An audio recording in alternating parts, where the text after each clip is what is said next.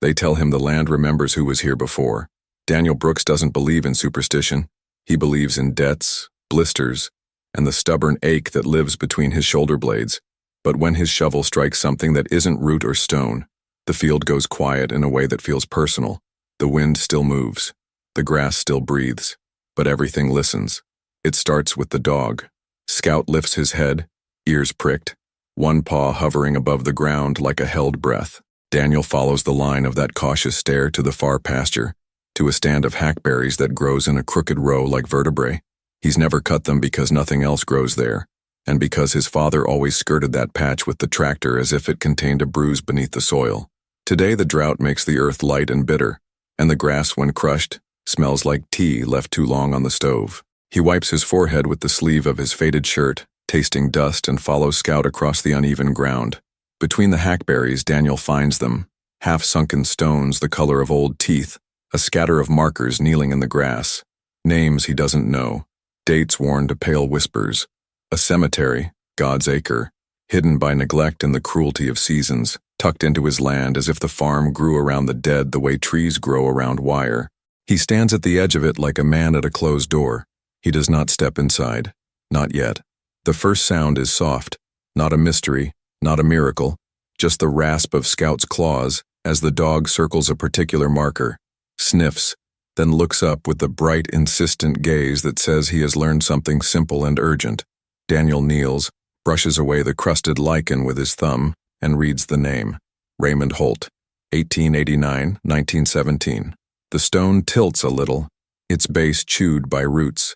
The earth around it is thinner as if sunken by a breath taken and never released. He tells himself this is nothing. People get buried. Markers sink. Some part of him, though, inventories the loneliness of this place. The way the oak beyond the fence stretches a branch like a pointing finger toward the creek where the summer water runs in a whisper. He hears a fly drift past his ear. He hears a far-off truck on the county road. He hears his own breath and the way it quickens when the shovel finds that impossible sound. Not root or stone, but metal. A hollow clink that rings through the handle into his palms. He scrapes carefully. The soil gives like packed flour. A rusted corner emerges first. Thin, rectangular, edges framed by a seam. A box. Tin, maybe.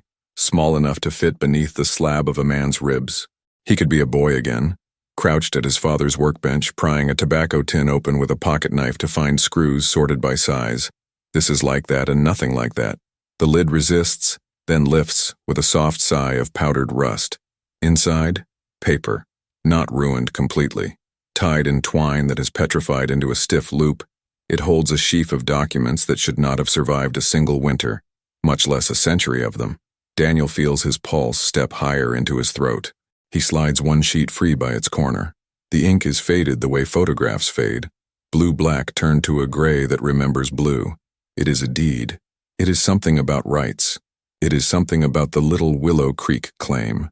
It is the extraordinary possibility that the land under his debt might contain an older promise, written in the careful hand of a clerk who dipped a pen in a bottle and believed that paper could anchor truth to the earth. He laughs once, short and breathless, because this is absurd. He looks around as if anyone could be watching, as if the grass could gossip. The hackberries do not move. The dead do not object. He slides the papers back into the tin, closes the lid, hears it click like a coffin sealed by a carpenter who knows his work. He tucks the tin inside his jacket without planning to, and the weight of it against his ribs makes him stand straighter, and also makes the afternoon feel suddenly narrower, like a hallway where someone has turned off half the lights. Daniel takes a step backward from the graves. Another. The wind returns, moving the grass in a low ripple. Scout huffs in the hot shade and trots beside him, satisfied. By the time they reach the fence line, Daniel knows two things as clearly as he knows his own name. First, the land remembers. Second, whatever he just found is not only his to keep. It is a door, and doors draw footsteps. He looks back. The stones kneel. The dates whisper. Somewhere under all that quiet, paper dreams of sunlight. And someone, somewhere, once wanted those papers to be found. Daniel Brooks lives lean. He has a way of eating that is efficient rather than joyful. Eggs on toast, coffee that cools before he finishes it, a piece of fruit when the day demands mercy. His hands look older than his face, When he lifts his cap to wipe his brow, you see the pale line where the sun doesn't touch, the stubborn curl of hair that tells you his mother once smoothed it down with water before church. The farmhouse is a 2-bedroom square that the wind understands. It rattles the windows in winter, presses its mouth to the cracks and tells secrets in summer. The paint has peeled in tasteful places. The porch boards creak like old men clearing their throats. He owns the land because he couldn't bear to let it go after his father died. The bank owns part of it in the way banks do, on paper, with numbers that never sweat. Daniel tills, sows, repairs, and bargains. He sells hay and sweet corn and sometimes a calf. He fixes his neighbors' tractors for cash and kindness. He keeps faith in things he can carry, the dog at his heel, the compass of the seasons, the stubborn logic of work. There are photographs in the hall that hold his family in the amber of other years. His father, Edward Harper, stands with one hand on a fence post, as if restraining the horizon. His mother, Rebecca Harper, sits at the picnic table with a bowl of beans and a smile that looks like the opening of a hymn. A sister, Caroline Brooks, left for the city one night with a bag full of clothes and a pocket full of fear. She calls on holidays and asks about the weather in a voice that has learned new vowels. They are not ghosts, but they haunt the edges of rooms. They calibrate what the house feels like when he comes in from the fields and leaves his boots by the door. Faith is a private thing for Daniel. He does not preach. He does not argue. He goes to church when he can, sits with his cap folded in his lap, and listens to Pastor Walter Davis talk about mustard seeds and mountains. On weeks when the tractor eats a part he cannot afford, he reads the Psalms at the kitchen table with the coffee growing cold in his hand. He talks to God the way he talks to the soil, quiet, practical, without demand. If you asked him what he believes, he would say, sowing begets reaping, love begets grief, work begets food. Sometimes mercy arrives like rain. This summer has been stingier than most. Rain comes late, then all at once. The corn sulks. The creek recedes to a polish of water over rock. The mailbox carries 2 kinds of letters, bills and warnings that look like bills. The sun gets up before him and waits at the east fence line like a landlord.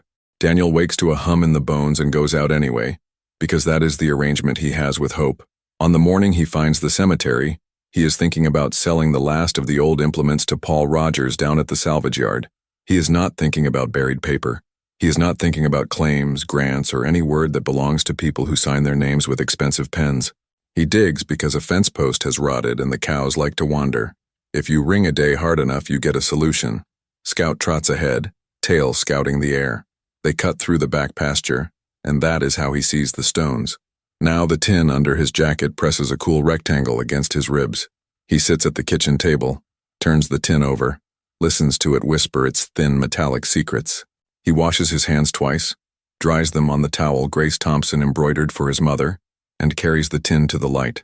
He pries it open and lets the smell of old paper bloom, a little sour, a little sweet, like a closed room where cedar once lived. The first document is a deed signed by Clarence Russell, County Registrar, 1916. It describes an assignment of mineral rights beneath sections that match his own map, lines squared and numbered, as if the earth could be tamed by arithmetic. The next is a lease, granting royalties on any extraction of petroleum, natural gas, or associated condensates along a creek bed described with the kind of care a surveyor uses when he believes in the mathematics of the world. There is a map. There are coordinates. There is a seal stamped into the paper like a thumbprint from another century. There is also a letter, handwritten in a looping script that seems to breathe. The author is Raymond Holt, whose name he saw carved in the stone upright in the grass. Should these lands ever pass from our hands, the letter says, let this be the proof of what was promised us and our heirs. They will try to argue otherwise. He imagines a man kneeling in a shallow hole, lowering a tin box, looking over his shoulder the way Daniel just did.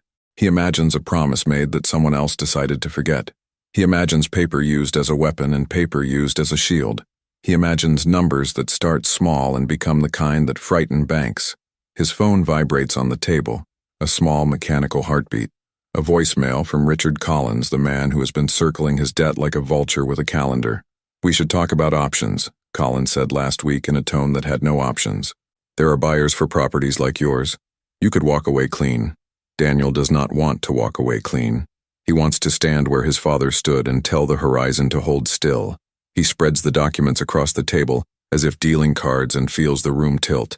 If this is real, if the rights truly exist and belong to the land he tends, then he is not only a man with a shovel and a dog, he is a man sitting on paperwork the world respects more than fences, more than sweat. He needs help he can trust. He drives into town with the tin riding in the passenger seat, buckled in like a child. The courthouse smells like paper and lemon cleaner. At the records office, Martha Ann Williams helps farmers and realtors with the same efficient cheer. She wears glasses on a chain and knows every section of the county the way other people know family trees.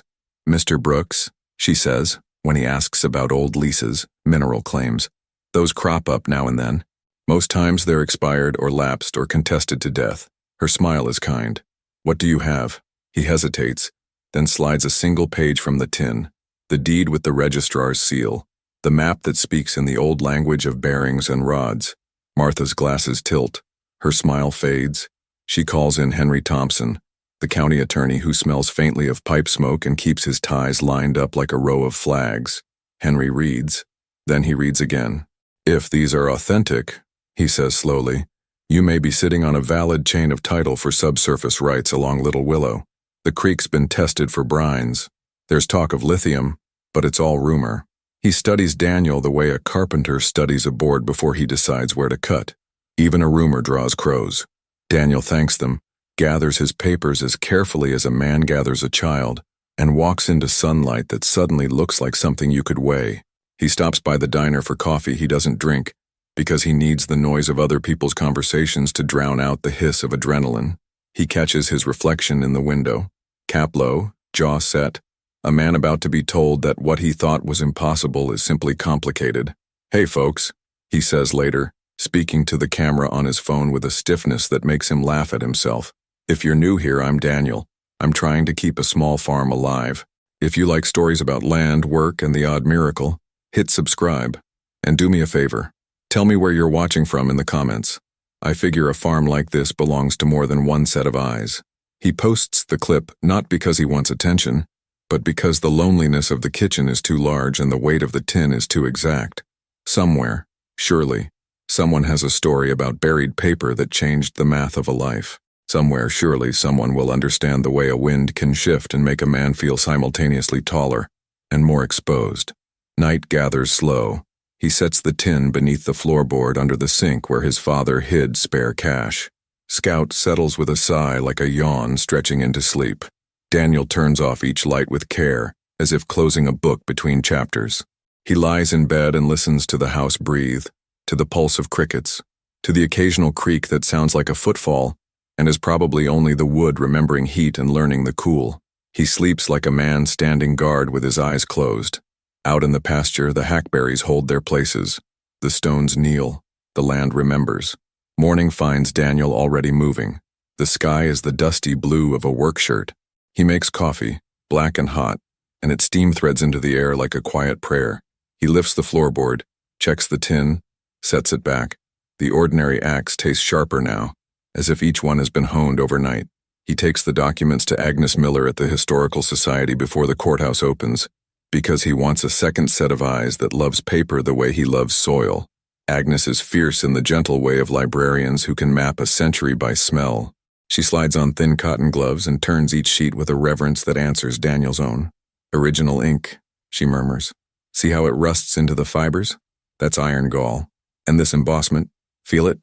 The registrar's seal before the county changed the dye in 1918. She looks up over her glasses. If these are forgeries, they are miracles of their own. He breathes for what feels like the first time in days. So it's real. It's old and appears honest. Agnes says. Real is a word the law wrestles with. By noon, the first bird circles.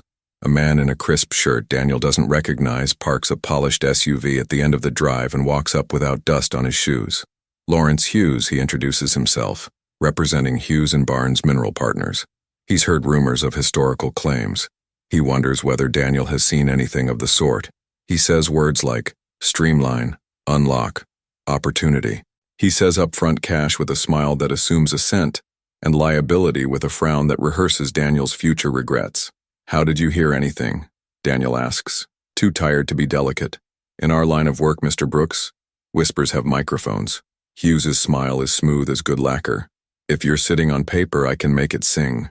Daniel watches the way the man's eyes move, not to Daniel's hands or face, but to the house, the barns, the fields, the ledger of a life.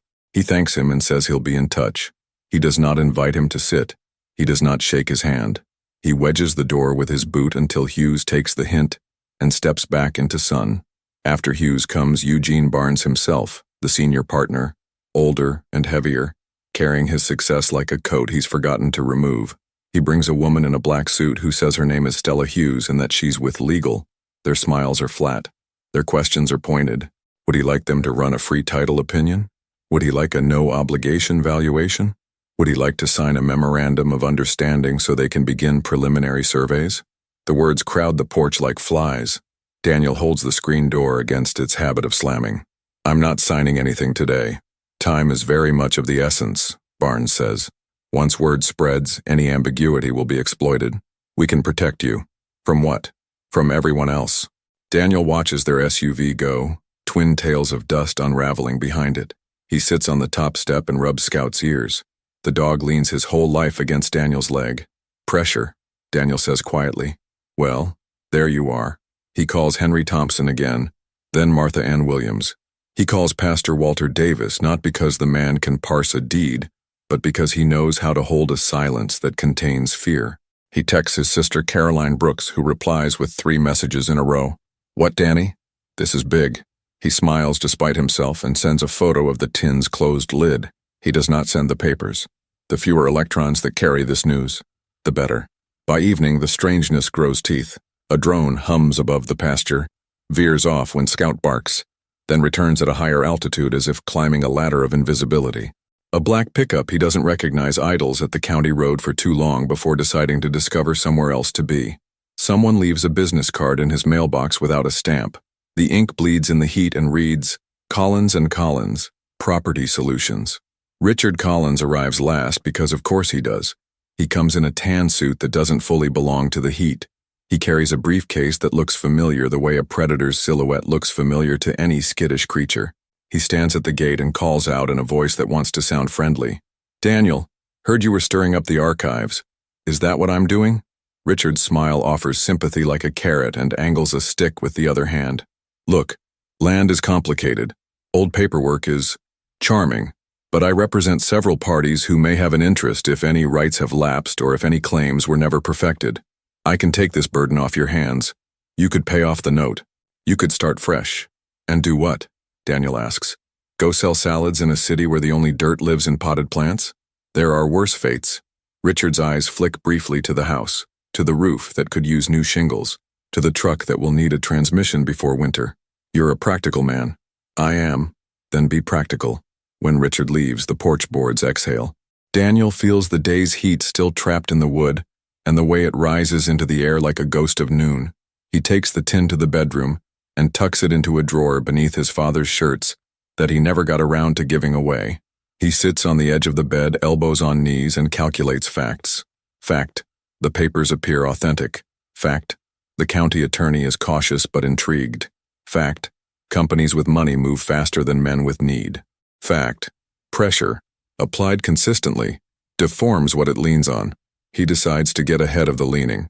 The next morning, with the tin wrapped in a towel and laid gently on the passenger seat, he drives 2 counties over to Johnson & Whitaker, a law firm with more wood than glass, where James Whitaker himself meets him with a handshake that is dry and specific. Whitaker is tall and keeps his voice low, as if volume were a commodity to be traded. They spend 3 hours in a conference room that smells like paper and furniture polish. Whitaker scans, photographs, compares, calls a clerk, then calls another.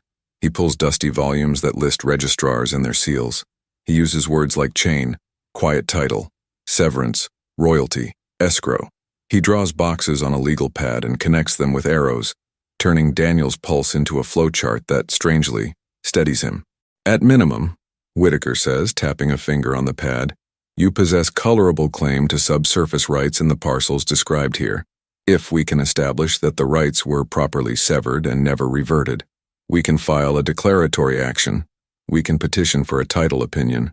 We can put the world on notice that you're asserting the claim. But understand, notice invites contest. How long? Whitaker looks at the calendar as if it, too, were a client. Months to years. But there are interim protections. We can record the documents, we can hire a geologist to verify the creek bed anomalies. Lithium, Daniel says, tasting the word like a new spice. Whitaker shrugs with professional humility. Rumors and brine studies. Enough for interest. Enough for money to swagger into rooms.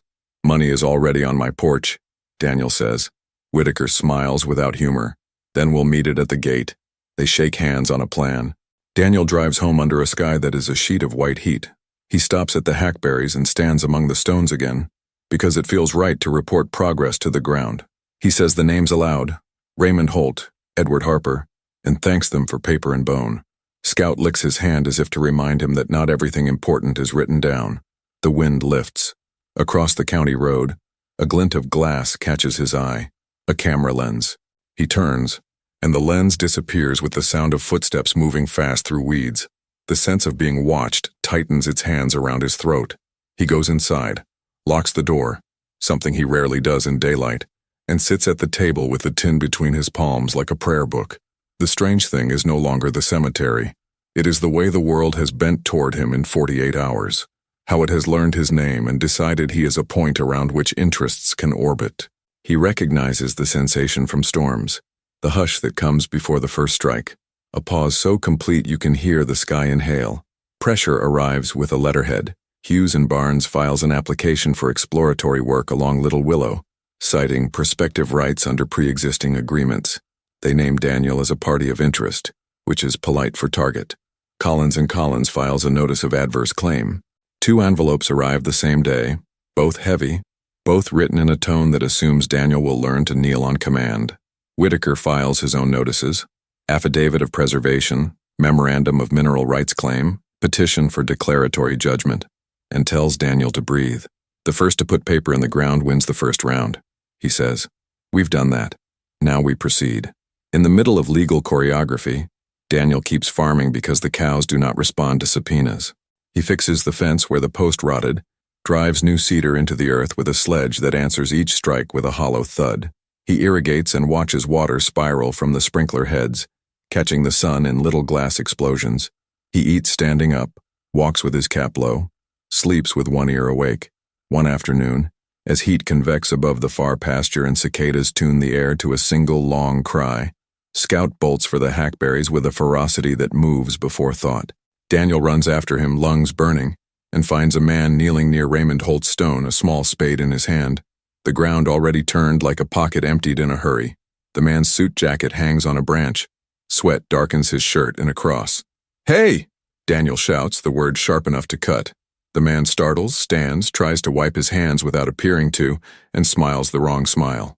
"Stanley Gilbert," he says, independent researcher. He claims he is mapping historical grave sites and apologizes for not seeking permission. He is careful to keep his body between Daniel and the disturbed earth, as if nothing were hidden there, which is how you tell something is. Scout growls, a low, patient sound that lives in the jaw. Daniel steps closer. "You don't dig on my land. Not here. Not anywhere." Stanley picks up his jacket, his spade, his apology. He leaves his business card in the air and flees across the grass with the stiff-legged dignity of a man who does not like to be watched while retreating. Daniel waits until he is gone, then kneels and runs his fingers across the raw soil. He finds nothing. He finds everything. The certainty that he is not the only person who believes the earth holds paper. That night, someone cuts the lock on the tool shed and rummages through drawers that hold nothing anyone with a lawyer would want. Ball-peen hammers, cotter pins, a spool of baling wire that tangles like the problem it exists to solve. The theft is more message than crime. Daniel calls the sheriff. Wesley Boyd comes, listens, shines his flashlight in the corners and says, "We're stretched thin. I'll add patrols. You want a rifle by your bed? That's your business." "I want to sleep," Daniel says. Wesley's mouth twists. Not selling that service anymore. Days narrow to 2 lanes, the farm and the fight. Whitaker hires Edward Harper and Associates, geologists whose name jars Daniel until he realizes Edward is only a coincidence written in block letters on a business card. The geologists come with metal cases and careful boots. They take water samples from Little Willow, clip branches, note mineral stains on rocks with the delight of children discovering a pirate map. Brines, Philip Harper says, kneeling at the creek bank, carry stories if you listen with the right instruments. While they listen, Richard Collins pushes harder. He files a motion claiming Daniel is spoiling evidence by disturbing the cemetery and demands an injunction to bar him from his own back pasture. The notion that the land could be his and not his in the same sentence offends something fundamental in Daniel's chest. Whitaker shows up in person, sleeves rolled, tie loosened. "This is theater," he says. "They want to pin you to a chair while they build a narrative. Can they stop me from walking my own ground? Temporarily, if a judge believes there's a risk to historical assets."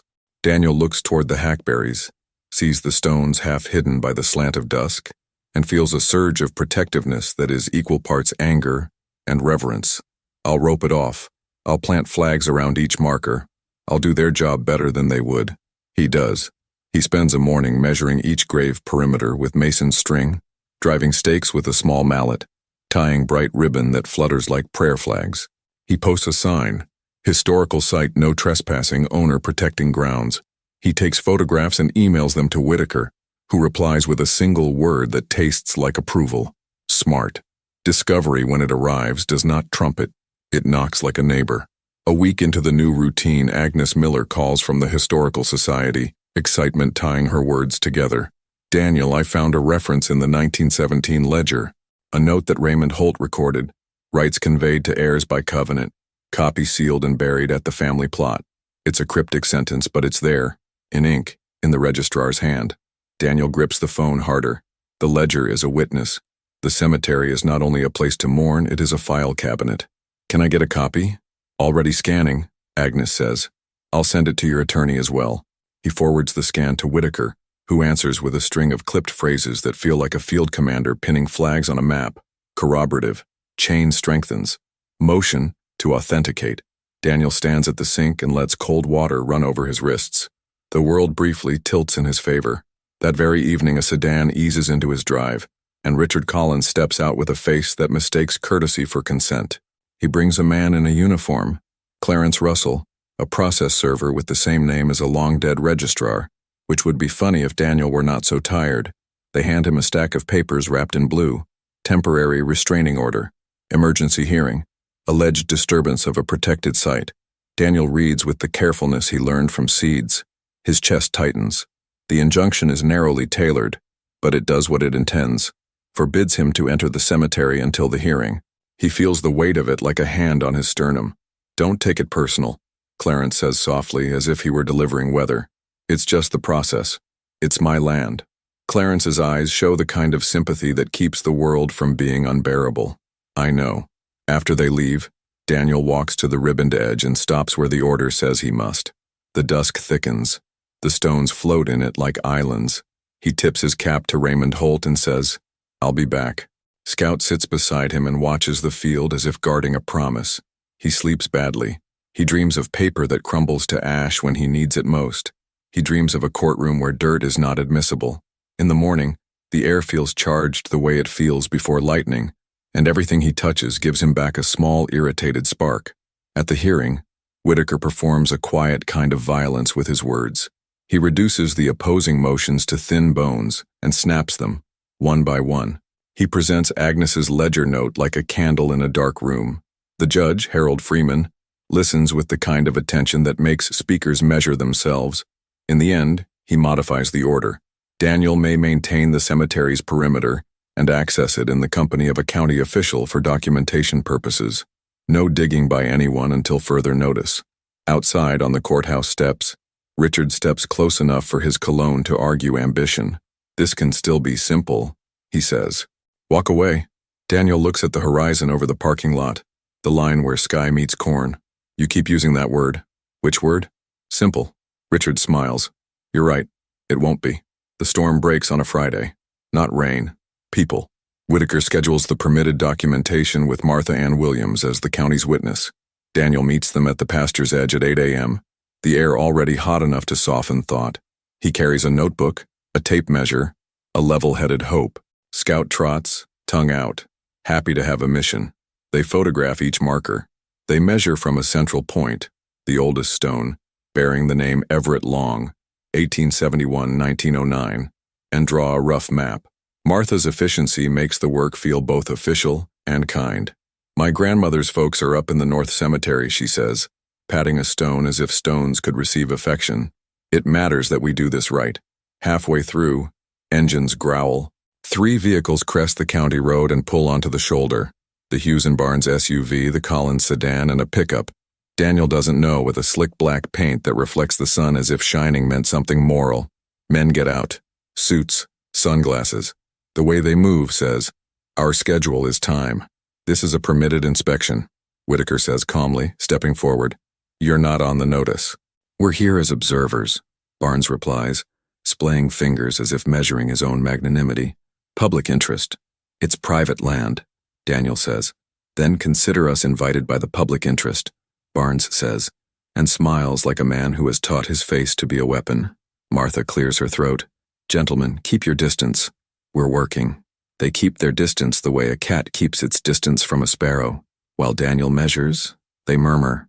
While Martha photographs, they point. While Whitaker writes, they confer. The heat folds over them all like a tent. And then something happens that resists description because it starts small and becomes immediate. Stella Hughes steps nearer than she should, heels sinking slightly into the dirt, and points at a stone Daniel hasn't cataloged yet. "Raymond Holt. Fascinating," she says, and it's not clear whether she speaks to him or to the stone. She crouches, quick, decisive, and before anyone can object, slides her hand under the edge of the marker to test its stability. The stone shifts. A dry crack moves through the earth like a whispered oath. "Hey!" Daniel lunges, but he is too far. The stone tips a degree or two and a dark seam opens at its base, just wide enough to show the corner of something not earth. Metal. The glint is precise. The kind of shine that wakes a room. Time goes flat. The moment arranges itself into rolls. Martha gasps. Whitaker says, "Stop, everyone stop." Barnes says, "There it is." Richard says nothing, which is more eloquent than many speeches. Daniel says a word he would not say in church and reaches the stone, bracing it with both hands, feeling the grit grind against his palms. "No one touches anything," Whitaker says, voice ironed flat. "Ms. Williams, please note that any disturbance was initiated by Ms. Hughes." Stella stands, face composed, and dusts her palm with the back of her wrist in a motion that admits nothing. "The ground is unstable." "The ground is what it is," Martha says sharply, "and you are where you shouldn't be." Daniel breathes through the urge to rip the earth open with his hands. He can see the box now, wedged in a cavity at the stone's base, a twin to the tin that sleeps under his floorboard. Rage and awe collide in his chest. He looks at Whitaker, who nods once, the kind of nod that says, "The law is a slow animal, but it has teeth." "Per the order," Whitaker says, already dialing. "We halt work until a county archaeologist is present." He calls the judge's clerk, gets a quick conference, and returns with an adjusted protocol. The box can be photographed but not removed until an archaeologist arrives. The archaeologist, Lester Scott, will be here by noon. The men from Hughes & Barnes drift to the shade as if they planned the sun. Collins takes calls, voice low, eyes always measuring. Daniel stands guard like a sentinel carved from a single stubborn piece of wood. Martha kneels and documents every angle of the revealed corner, her camera clicking like a metronome set to anxiety. Whitaker writes notes that will become sentences, that will become filings, that will become leverage. Noon brings Lester Scott, a man with square hands and the patience of limestone. He examines the site, nods at the ribboned perimeter, reviews the judge's order on Whitaker's phone, and crouches with a tenderness that makes Daniel want to thank him in advance for whatever comes next. "We'll lift the stone 2 inches, Lester says. "Support it with blocks. Photograph the cavity. If removal is warranted, we'll remove carefully under Ms. Williams' documentation. Everyone stays behind the line except me, Ms. Williams, and Mr. Brooks as property owner and custodian." Barnes begins to object.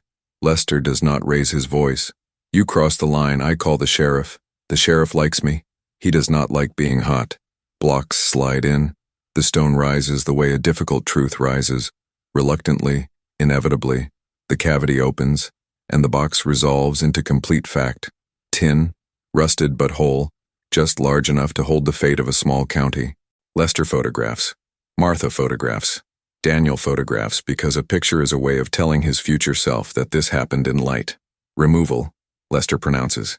He slides gloved fingers into the gap and draws the box out with the kind of care people use with newborns. He sets it on a cloth. The tin is twinned to Daniel's. The seam of the lid is fused with rust but not surrendered. Lester looks to Daniel. As owner, you may open. Hands remembering their father's steadiness, Daniel eases a screwdriver under the lip and twists. The lid lifts with a sigh small enough to feel like a word. Paper waits inside, tied with twine. A letter on top, edges scalloped by time. Daniel reads the first line aloud before he can stop himself, because a voice is a way to make paper real. To my son, it begins. If the creek keeps its salt and the law keeps its promises, this will be worth more than every horse I ever owned. Daniel swallows. Beneath the letter is a ledger sheet listing royalty payments due to heirs at a rate that is absurd in the century it was written and astonishing in this one. There is a survey. There is a second deed, this one referencing an amendment that extends rights to cover all brines and salts of commercial value discovered hereafter. Someone in 1917 was either a poet of optimism or a prophet. Photograph, then bag, Lester says quietly. Chain of custody intact. Ms. Williams? Martha slips the documents into archival sleeves with a speed born of reverence. Whitaker's phone pings. The court clerk acknowledging receipt of a motion in progress he filed while everyone watched the box emerge. Barnes's jaw tightens to a line you could use to cut rope. Collins steps forward, stops where the line says stop, and smiles with the kind of smile men wear when they decide to become enemies on purpose. Congratulations, he says to Daniel. You found the starting gun. The afternoon tightens like a wire. The archaeologist finishes. Whitaker and Martha depart with the box for cataloging. The men from Hughes and Barnes drift away like a tide that leaves salt on skin. Collins lingers just long enough to say, "We'll see you in court. Bring boots," Daniel says. It's muddy in there. When the pasture is quiet again, Daniel stands with Scout and the stones. He lets the joy come up. Real joy. Like cold well water in a dry throat. He feels his father's hand on his shoulder the way memory can lay weight on a body. He tips his cap to Raymond Holt. "We'll try to be the kind of heirs you hoped for," he says. And in the hush that follows, even the cicadas seem to pause long enough to agree. The county moves like a machine that has been oiled and then asked to run uphill. It grinds, it pushes, it reaches the top by inches. Whitaker files to quiet title on the subsurface rights. Agnes and Martha testify to the ledger and the chain. Lester and his blocks become small local heroes. The judge orders a temporary arrangement. No extraction, no trespass. The cemetery protected by an easement Daniel offers willingly. Documents authenticated and recorded. A special master appointed to review claims. The men with SUVs stop coming. Their calls grow fewer. Their tone grows more annoyed and less confident. Then the state geologist report arrives. Elevated lithium concentrations in brines along Little Willow. Significant enough to warrant future industrial interest if technology and regulation align. The report uses careful language and still feels like a bell rung in a quiet church. Hughes and Barnes makes a final fat offer, enough to erase Daniel's debts thrice over and leave a mountain besides. He takes the papers to the kitchen table, lays them out between the salt and the coffee and reads every line. He thinks of roofs and tractors and sleepless nights. He thinks of the cemetery and bows his head, not in defeat, but in consultation. In the end, he does not sell the soul of the land. He does something harsher and more patient. He licenses with conditions that honor the dead and the living. He signs with a regional cooperative led by Leonard Turner, a man who brings his wife Sarah Jane Collins and their infant to the meeting, and talks about water stewardship with a seriousness that reminds Daniel of pastors who believe what they preach. The agreement places royalties in a trust with the County Historical Society as beneficiary for the cemetery's perpetual care. It funds scholarships in Raymond Holt's name for kids who want to study geology or law or maybe both. It locks in a clause requiring extraction, if it ever comes to happen away from graves and under practices that make the least mess possible.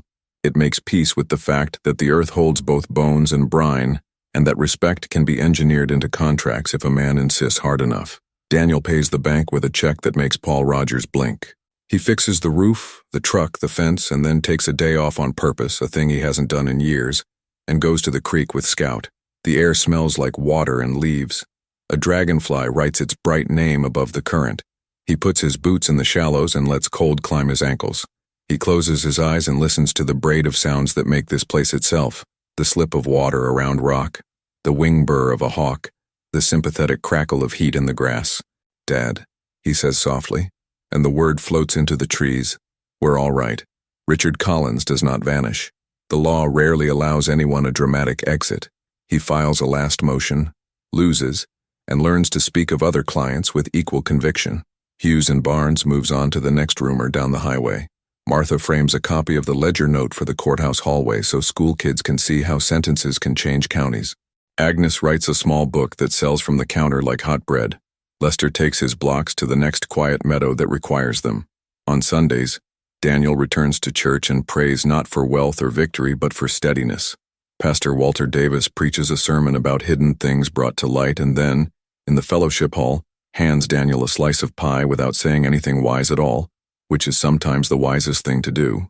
Caroline visits from the city and stands at the edge of the pasture with tears she refuses to call tears. "I forgot the way this land smells," she says, and breathes deeper. The cemetery wears a new fence of black steel that looks like respect. Daniel walks there evenings with Scout. He reads the names and leaves wildflowers where he can. Some nights he speaks aloud to stones, which is sillier than prayer and more honest. "Thank you," he says to Raymond Holt, and the thanks goes both ways across a century. He keeps the tin boxes in a safe that hums quietly in the corner of his bedroom, like a restrained thunder. He looks at them sometimes before sleep to remind himself that paper is powerful but not ultimate. The farm still requires his back. The cows still expect his hands. The soil still conducts the conversation of seasons. He is not rich in the way magazines mean. He is rich in roof, in breath, in mornings that taste like coffee and possibility. At dusk, he films a final message on his porch. The boards warm beneath his boots. He holds the phone at arm's length, the cemetery a soft geometry behind him. "If you've been following this," he says, "thank you. This farm isn't just mine. It belongs to everyone who believes that promises matter and that the dead still have a say in the living. We're going to take care of this ground. We're going to do it right." If you want more stories like this, quiet ones about stubborn people and the places that keep them, hit subscribe. And if you're curious what happened next on another patch of stubborn ground, I've got a story queued up for you. Click through, settle in, and I'll meet you at the fence line. He lowers the phone. The sky holds the last light of day, the way a hand holds a small, hard-won thing. Scout leans against his leg. The wind comes up and threads the hackberries, and the stones in the pasture kneel as they always have, as they always will, guardians of both paper and bone. Daniel breathes, and the land breathes with him. The farm, against odds and expectations, remembers its promise and makes it new.